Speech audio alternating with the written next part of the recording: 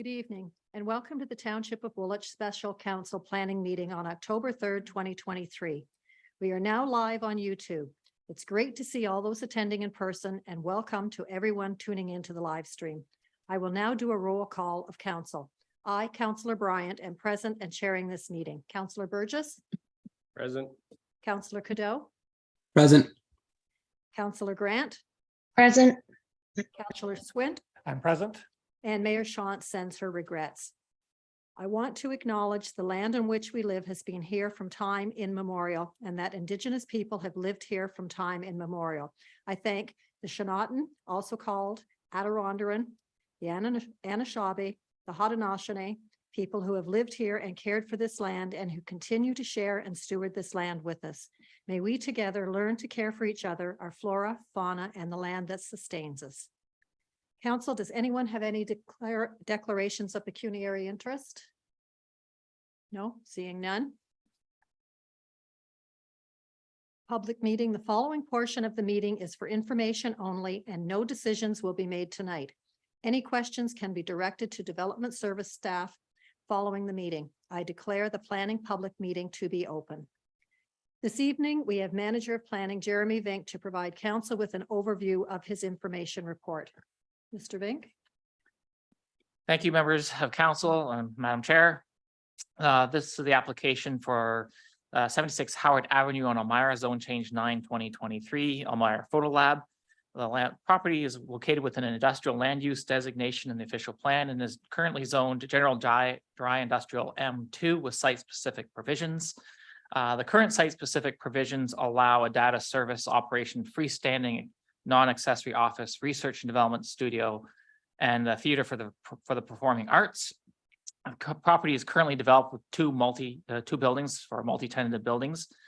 The applicant is proposing a site-specific provision to amend the site-specific provisions to add a wellness and training center within the one main building located closest to the road, being the same building as where the theater is currently located.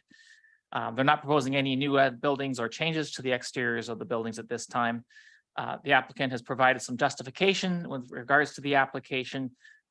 Some comments have been received from various agencies and internal departments, but none of them have raised any concerns or issues with the application as proposed. If there's any questions, staff is available to answer them, but that's it for the moment that staff have in front of us. Thank you. Council, do you have any questions for Mr. Vink? Yes, Councillor Schwinn. This ties into the general review of the zoning bylaw we're doing right now, but yes, I'm wondering, looking at this application, a few others, are we looking at being less prescriptive and more, I guess, generalized in our zoning going forward to, I guess, prevent one-offs being recognized on different parcels of land? Through you, Madam Chair, to Councillor Schwinn. So we're not being less prescriptive on one-offs. We are trying to be a little less prescriptive here and there. We're looking for some minor adjustments across the board in certain zones. For example, we're making some changes, but on one-offs, it's very hard to make adjustments. You don't know what those issues are. You can't necessarily dive into them. So they're kind of one-on-one things that you're going to have to see in the future as people come forward. This is a prime example. Although there's some uses that are permitted, you can never outline the whole list of uses that you might come up with. And especially in this case, we do have to be cautious where we're doing with an industrial area, with an industrial designation.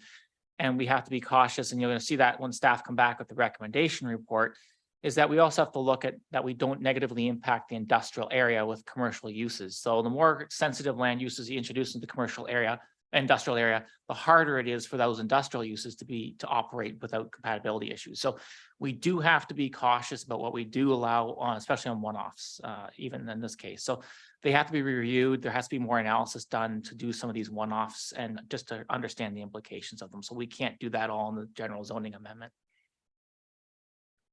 Any other questions, council? No, seeing none.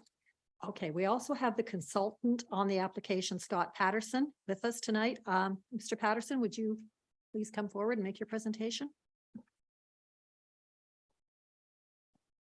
And good evening, Madam Chair, members of committee. My name is Scott Patterson with Patterson Planning Consultants. Here tonight on behalf of Elmira Photo Lab Inc., Ms. Tina Welts, who's the owner of the property. So as Jeremy had noted, 76 Howard Avenue is developed currently with 2 multi-tenant buildings. The owner is wishing to expand the range of permitted uses on the property.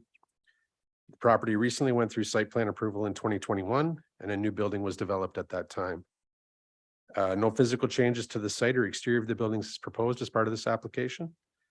And the property is currently zoned M2 with site-specific provisions allowing various other uses.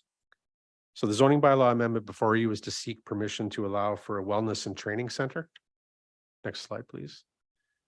And the wellness and training center would be located within the existing 2-story building on the property.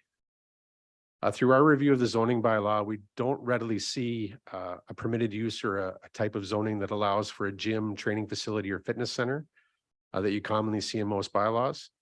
So a zoning bylaw amendment was required to allow this in the M2 zone and permit a commercial recreation use. And the bylaw currently does define a commercial recreation use. That definition is on screen for you. It recognizes the health spa, judo, rackets, bowling, but doesn't specifically say a fitness center or a gym or the use that we're actually seeking. Next slide, please. So as part of our request, we had came up with a definition for the use on the property, and that again is on the screen before you. And that is for a commercial wellness facility, which we defined as a commercial establishment whose purpose is to refresh the mind and body through relaxation and or fitness activities such as a health spa, fitness center, massage establishment, training, and any other similar physical health and or wellness activity exercise. And then again, as part of that, because it's a newly defined use in the bylaw, we just wanted to capture the specific parking rate that would be applicable to it as well. So there was no question about that going forward. Next slide, please. So this is the site plan that was approved by the township in 2021. The existing 2-story building is at the front of the property facing towards Howard Avenue. And the gray shaded building at the back is the new building that was constructed as a result of the site plan approval. Again, this zone change does not seek any modifications to the site itself, no changes to the buildings, no changes to the parking or anything like that. It's just to add that additional permitted use to the zoning and allow the landowner some range of tenants. Next slide, please. In support of the application, we submitted a planning opinion report and a functional servicing brief, a memo, which basically confirmed that this additional use on the property could be serviced by the existing services, water and sanitary, etc. Next slide. And in my opinion, the proposal before you conforms to the provincial policy statement and the growth plan, conforms to the regional official plan, and implements the township official plan. If there's any questions, I'd be happy to answer them. Thank you. Council, do we have any questions? No, seeing none. Well, thank you, Mr. Patterson. Please return to your seat. I will now ask the clerk, do we have any unregistered participants for this meeting? Thank you, Madam Chair. There are no unregistered participants this evening. Thank you.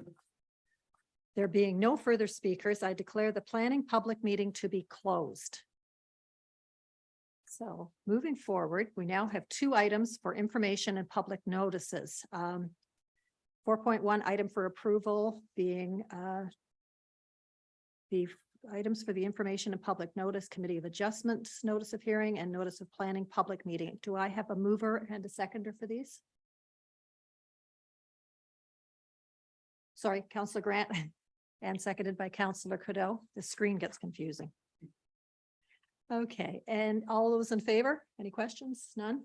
And that would be carried. Then we move on to the bylaws. We would like to say, should I get my mover and seconder first? Okay. Do I have a mover and a seconder for the bylaws? Councillor Schwint, a seconder. Councillor Grant, that the following bylaws in the hands of the clerk be read as the first, second, third time and finally passed, that it be numbered as bylaw number 66-2023, and that it be signed by the mayor and clerk and sealed with the corporate seal. A bylaw to confirm all actions and proceedings of the council, October 3rd, 2023. All those in favor? And that would be carried. And that brings us to the end of our meeting. Is there anyone willing to move and second an adjournment? Councillor Burgess, a seconder. Councillor Cadeau. Thank you. In closing, council would like to thank all who participated, attended, or tuned into the meeting tonight. Council, please stay connected on Zoom until the live stream has stopped. Good night, everyone.